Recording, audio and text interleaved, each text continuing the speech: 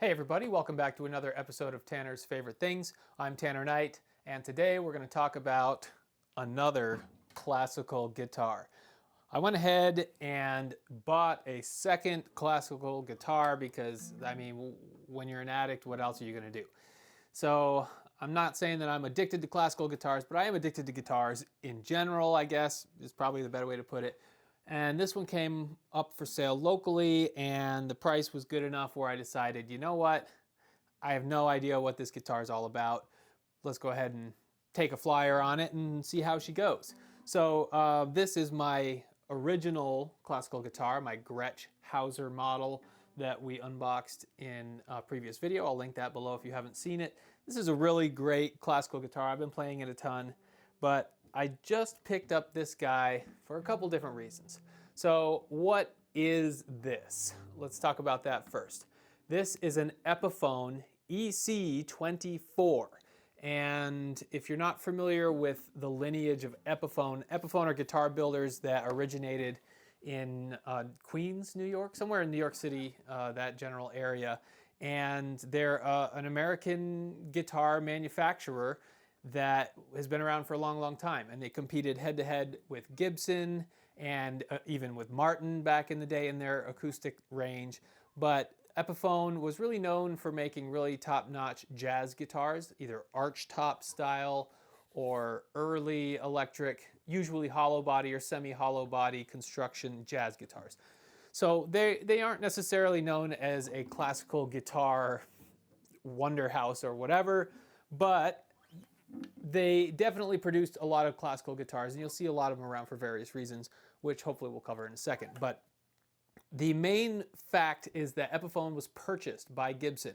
These were two of the major American instrument makers in the United States, in the world at that time. And Gibson basically ate all of Epiphone's lunch and bought them for a song. And they decided to keep the Epiphone brand around. It had a lot of cachet still. It was not like it was known for putting out garbage instruments. And I know that Epiphone gets a lot of heat today for being kind of Gibson's overseas arm of their business, but the truth is they sell more Epiphones than they do any single model of Gibson. If you go just sales per sales, a $600 guitar is going to sell a lot more than a $3,000+ guitar. So that's just the economics of it. Epiphone is way more ubiquitous than Gibson at this point, even though Gibson has owned them since way back then in the 50s, I believe. So Gibson wanted to make their instruments a little more accessible, so they utilized this Epiphone acquisition to put the Epiphone brand on a lot of things. And for a long time, or maybe I guess a short time relatively, they actually made Epiphone products in Kalamazoo, Michigan, where the Gibson guitars were being made. So they really shared a production line. There's no difference in quality between an Epiphone made in Kalamazoo and a Gibson made in Kalamazoo. And the prices on the open market kind of reflect that.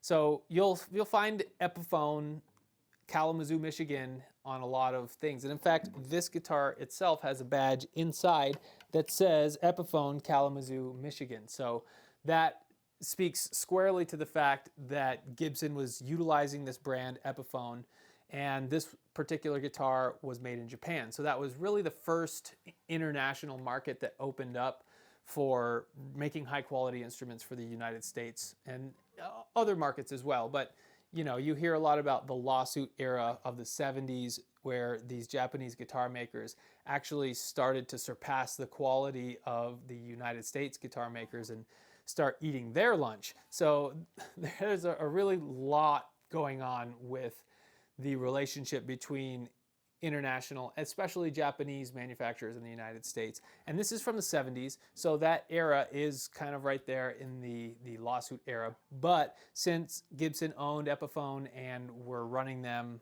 out of various spots at this point, they kind of landed on Japan for a little bit after Kalamazoo, because in the 70s you could get really good workmanship on all kinds of products, not just guitars, but cars, kitchen appliances, you name it. There's audio equipment. There's a lot of Japanese manufacturers that just started ramping up production and were able to do it kind of at a lower cost than anywhere else, including the US. So Gibson is making these guitars in Japan now. They utilize the Aria factory, which is a brand you might be familiar with even today. They make guitars, but they were made in the Matsumoko factory, which is regarded as one of the best, if not the best, instrument maker in Japan. So there's a whole lineage there. They're really high quality instruments, these Japanese Epiphones, and they don't command that large of a price on the retail market, especially compared to their US made counterparts. But the quality is really impressive. And what is it? What makes the quality good? Well, we have a spruce laminated top. And that's one spec that kind of got me itching my head a little bit. Laminated top. And the real reason behind this is because these are not the top level guitar that Epiphone was making for this line, the classical guitar. They had a more spec'd out classical guitar. I don't know exactly what the model was in the 70s. It kind of changed throughout. But this one was kind of a middle of the road. They had like an EC-20, which I think was their lowest tier. And then this one's the EC-24. And I think it was the EC-25 actually that was the nicest model. So this is just one below that in that kind of EC-20 up to 25 range. But again, the model numbers are not consistent from year to year to year. I would say this is probably an early 70s, 71 to 73 if I had to guess, based on the paperwork that I was able to find still out there. It matches kind of that aesthetic and look. And those guitars have a laminated spruce top, solid rosewood sides and back though, so that's nice. We have solid rosewood. It's probably not Brazilian at this point. It's in the 70s, so that's been pretty well phased out. But we do have a nice decorative stripe right in the middle. And we have binding or purfling, whatever it's called on a classical guitar, that is, I'd say, brown in color with a gold band. So 2-ply on this side and maybe 1, 2, 3, 4, 5-ply on the top binding here. Or I guess it's 5-ply on the back too with an additional couple of layers. No, I guess it's 5. Well, yeah. It's got some binding on it. The neck does not. We have what I assume is this is what I think is mahogany. So there's a little bit of confusion about what woods these particular guitars were made of. Some people say that they're rosewood necks and fretboards, but I think this is a mahogany neck. It just has such a mahogany look to it. It's a little lighter than rosewood. The grain is very tight. There is a French heel on this guitar, which is this style of heel. And the second piece of wood that is holding the body to the neck here is a lot darker. And you can see that just looks darker based on appearances. So I wouldn't be surprised if this is mahogany, this is rosewood, which it matches more with the sides and back anyway. So hard to say. The little cap on the heel here is dark. It looks like it might be walnut. But I'm not 100% sure on that. Kind of matches the binding. Maybe this binding is wood too. Hard to say. Could be a vinyl or something else, but it does look like it has a little bit of wood grain to it. If you notice, I'm not playing this guitar. It came to me with 5 really crappy strings, so it's not anywhere near playable. I'm going to give it the same treatment that I gave the Gretsch Hauser classical guitar. I'm going to condition the top, sides, back, neck, fretboard, and give these tuners a once over. Speaking of tuners, they do have these kind of pearloid tips, and I don't think they are an actual pearl material. I think they are synthetic pearloid, but they're fancy, kind of cool. Nice tuners. That's what they look like. Open gear style, as is the style of most classical guitars. 3 per side. The back of the headstock doesn't have much on it. It does have this non-Gibson-esque headstock, just a kind of generic looking headstock, but I think this is mahogany. There is one sticker on here that just barely says Japan on it, and probably some other things, but that's one of the indicators that this guitar was made in Japan, as well as the Epiphone badge, which has made in Japan in the bottom right corner. Nice guitar though.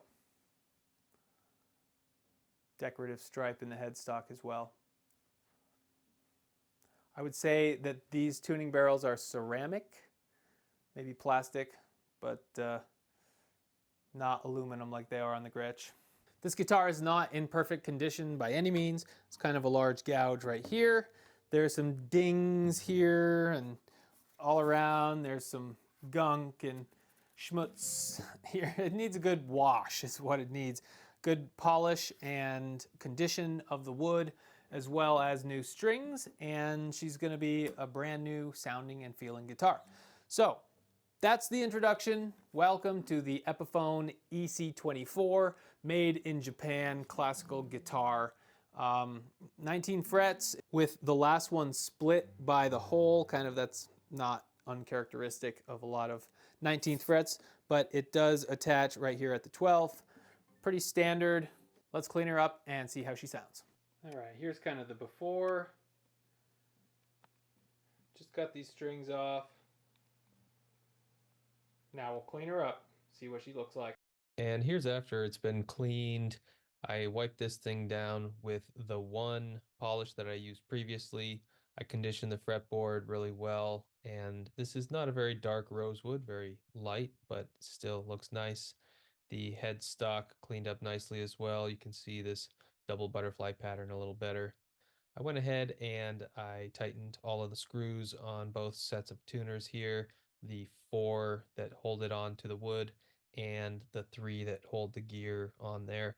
These 4 wood screws though on either side were pretty loose and they didn't have much grab left, so I didn't tweak on them too much. You can see the headstock veneer here as well as those tuners up close. So really nice looking headstock, classy without being obnoxious. All right, now let's take a look at the back. It also cleaned up very nicely. There's no huge gouges or crazy repairs that need to happen, but you can definitely see that this wood has a tight grain to it when you look at it up close. Therefore, I think it's mahogany. All right, so we got this thing restrung. I went with the Ernie Ball nylon ball end strings. And I know that we talked about the strings that I previously installed not having ball ends. Well, I got tired of that and I went with the ball end. It's actually about the same exact price, so you don't really have a penalty for having a ball end on your string. So that's what I went with. All right, so here it is, all back cleaned and conditioned with brand new strings. The action is quite high, so I'm not exactly sure how to address that. Maybe I can adjust this bridge slightly, notch it down a little bit more, but the action is pretty high. Let's see if we can even see that.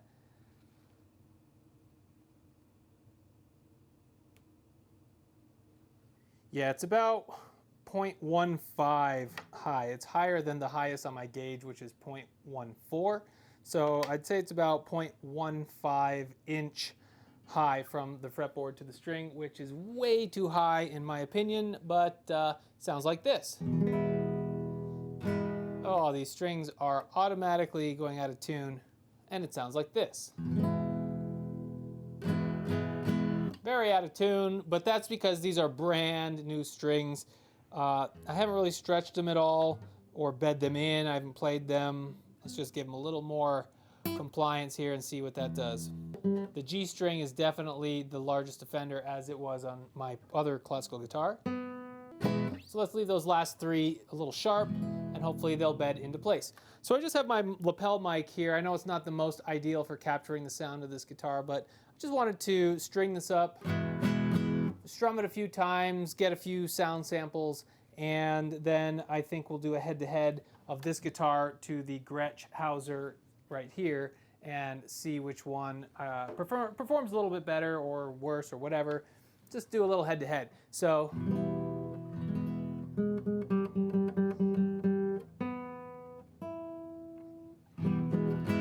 not bad. So let's just play a little bit.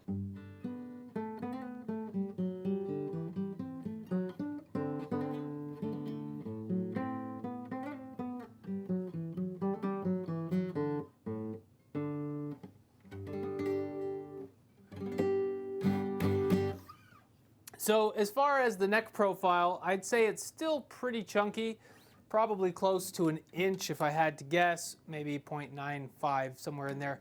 But it's a very flat U feeling neck profile, which again is pretty similar to this guitar here, which I'd say is maybe a little closer to a C-shaped profile. This definitely has a flat feeling U-shaped profile that is maybe a little thinner as a result, but it still is wide and it feels chunky. Like, this is wider than any electric guitar that I own, and it has more chunk on the neck of any electric guitar. So it's a very large departure from that. But otherwise, it feels like it plays pretty well.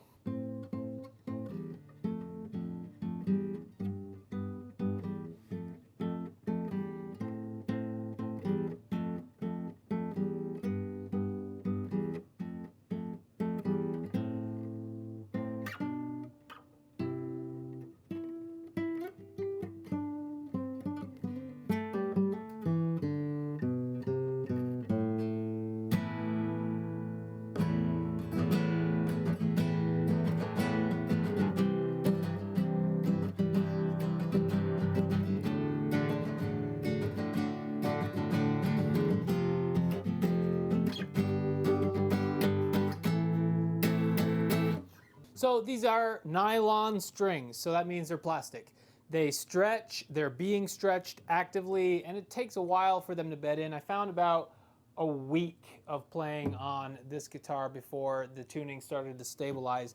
And it stabilizes first in the lower three strings, the E, the A, and the D, and then the G, the B, and the E are the most stretchy and have the most amount of tension on them. So there's kind of a double action causing these strings to be the biggest offenders. But I'd like to adjust the bridge on this slightly, see if I can bring it down. There's no bow in the top, so it's not like it's pulling up or anything like that, which is good. A lot of these guitars have that as a problem, where the actual top starts to lift up and pull away from the guitar, and that's just not the case here. It's nice and firm, sturdy, nothing rattling around.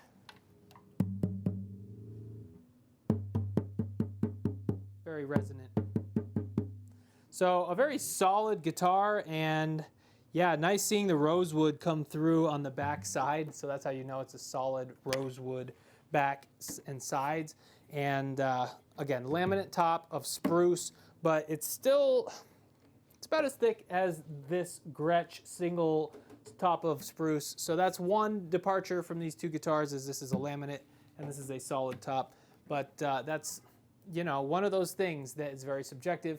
People all around the world will claim one is better than the other, and you know, it comes down to your personal preference with your own ears.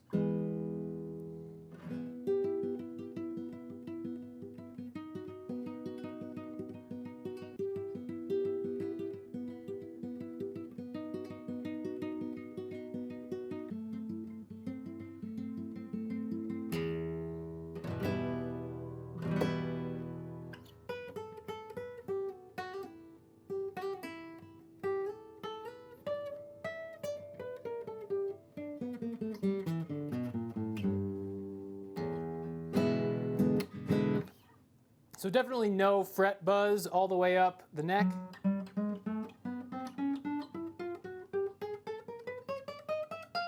We have nice low frets. The thing about these classical guitar frets is that they're mighty small. They used to be a single chord of whatever the string material was, either gut or later on nylon. And still to this day on lutes, you will see frets that are just wrapped around, and it kind of prevents you from grabbing onto the neck like this and really having your way with it. You have to play the fretboard instead, because there are literal things in your way on the back of the neck that are your frets. So that's how they used to fret these guitars. And when they moved to the steel or nickel alloy frets, which I believe these are, they kind of got no bigger than what they usually were, but they are straight up and down, whereas with the threaded frets, you can actually adjust the intonation one way or the other. And you know, that's one of the things about an instrument that is not well-tempered, which this is a well-tempered instrument, and therefore all of the harmonic relations may not sound as good as your ear wants them to. that's a whole discussion for another day, but this is a fun guitar so far. It's really pretty. That's what I like about it. It's got some nice appointments, like the rosette is very well styled. We have this butterfly center line in the headstock there, really pretty. And the binding, very nice, nice appointments. The spruce that they chose for the actual top of the laminate looks very nice. Very similar, in fact, to this one. You know, it's a little darker, I would say. It's probably due to the lacquer that they used, but these are very similar looking and size guitars. If you were to take some specific measurements, you'd notice this one's a little bit bigger. The Epiphone has just about a centimeter more depth and maybe a centimeter in either, or 1 full centimeter total difference between the body width on either bout as well. So this is a little smaller form factor, but it's the same scale length and frettage and all of that. So there you go, Epiphone EC-24. This is, again, a guitar made in Japan by the luthiers of Epiphone, and you'll have a hard time finding a bad instrument out of this factory.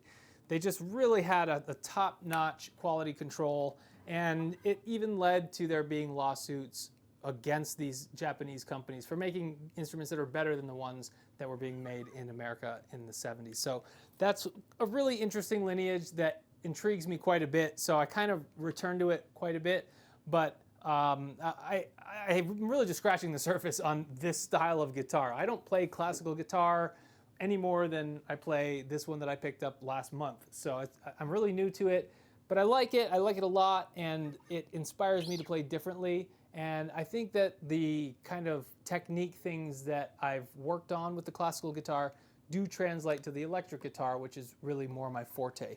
So we're going to continue to explore this, and eventually I'll do a head-to-head sound comparison with a nice condenser mic and more studio conditions than this. But I just wanted to basically clean this up, restring it, get some sounds out of it, and then hopefully get these strings to bed in so when I play it, it stays in tune.